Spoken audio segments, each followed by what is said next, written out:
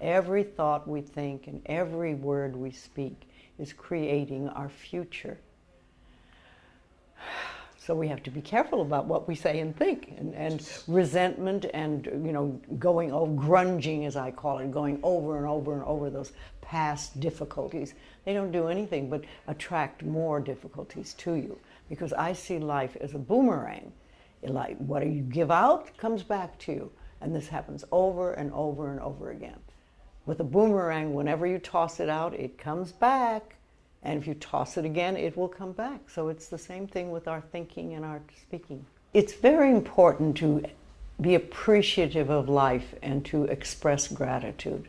The universe loves gratitude, and the more grateful you are, the more things you have to be grateful about. And when I say things, I don't mean objects necessarily, but just you improve the quality of your life enormously. I think what you're saying is equality of life doesn't mean a really nice house or a really nice car. It can, but it doesn't have to. But what good is a nice car if you are full of resentment all the time and you drive around hating everybody? That's not going to help anything. It's much better if you had an old car and you were grateful and appreciative of life.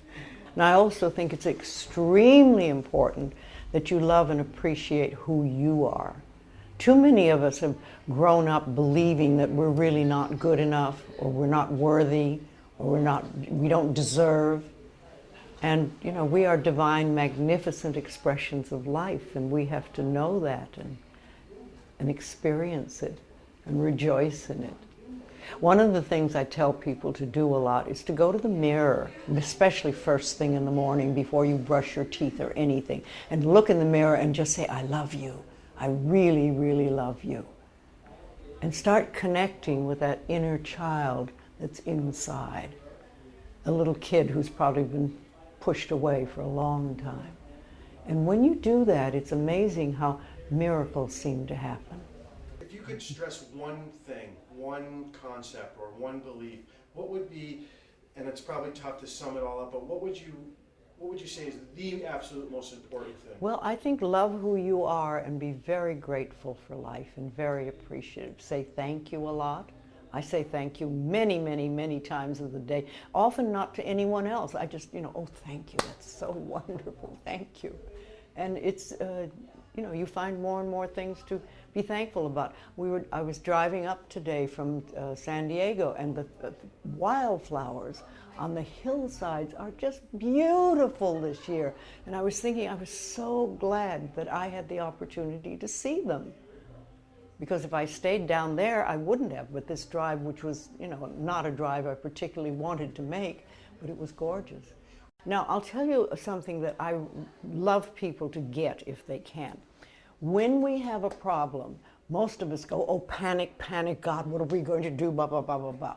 But I have something that I try to get people to say. When the minute there's a problem, you stop and you go, all is well. All is well. Everything's working out for my highest good. And out of this experience, only good will come. And I am safe. And you do this, if it's a small thing, I say it 2 or 3 times. If it's a bigger issue, I babble it incessantly. But all is well, everything is working out for my highest good. Out of this situation, only good will come, and I am safe.